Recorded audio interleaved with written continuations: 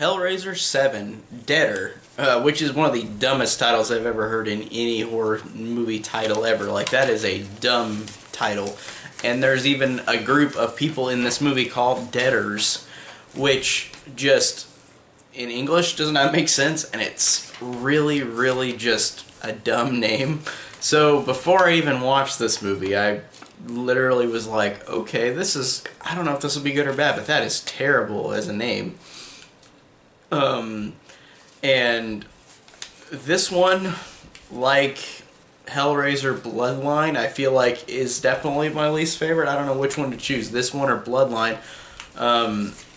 But those two I think are the worst so far that I've seen. Like this one, again, it's not the worst thing ever, but this is pretty bad.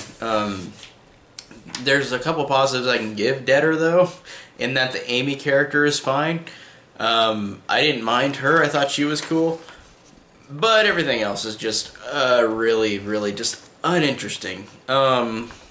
This reporter named Amy goes to investigate these deaders, which are people who she sees camera footage in the movie, like, of these people dying, like literally go and die, and then they wake back up, they come back to life, and she goes to Romania to investigate, and it's just her trying to find these deaders, and Pinhead is barely in the movie at all again. And I know this franchise is not trying to be just Pinhead-centric, but it's another one of those Hellraiser sequels where you know that the script was not a Hellraiser movie before.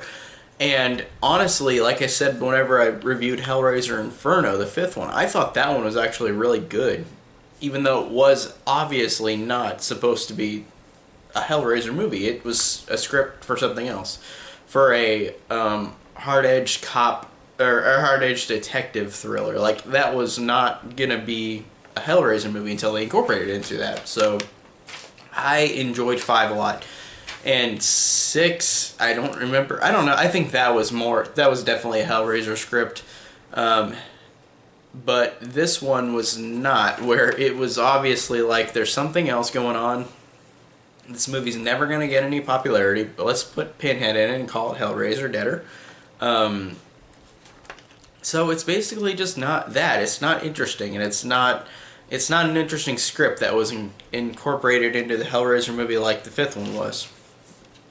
And another thing I can give this, honestly, just thinking about it, there's another good scene where Amy has this dream, even though she wakes up and nothing happened, but she has this creepy dream, which actually is really effective, where she gets a knife in her back, and she's screaming, freaking out. She has to pull it out. It's actually really intense and really good. Like, it's actually a really good scene. But after that, it's just like she wakes up and it's nothing. It's just like how in Hellraiser 6, they literally had... the whole movie was just scenes of that Trevor guy just freaking out, and then he wakes up.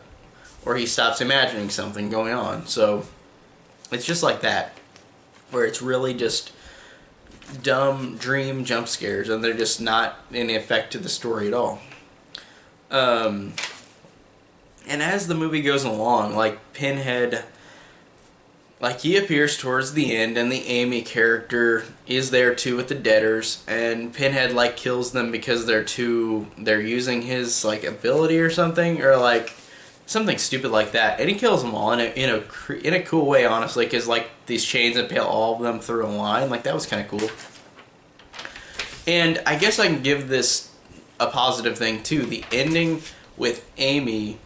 whenever, like, because they usually don't do this with the final character in horror movies, and I did appreciate this, where Amy, in the end, literally kills herself. Like, she gets a knife, just stabs herself in the chest, dies, and then that stops Pinhead.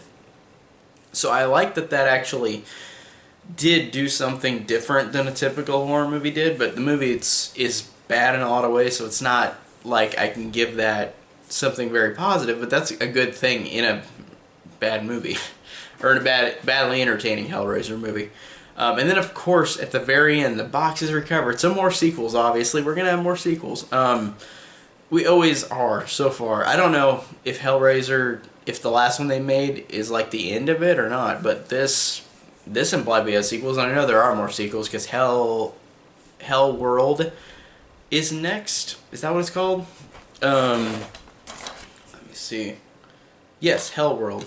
Hellraiser Hellworld is next. So, yeah, and it was released in 2005 along with this movie, so I wonder how that quick this was churned out, because this one was released the same year as Hellworld, so I'm interested to see what Hellworld is like, but this one overall was not very good.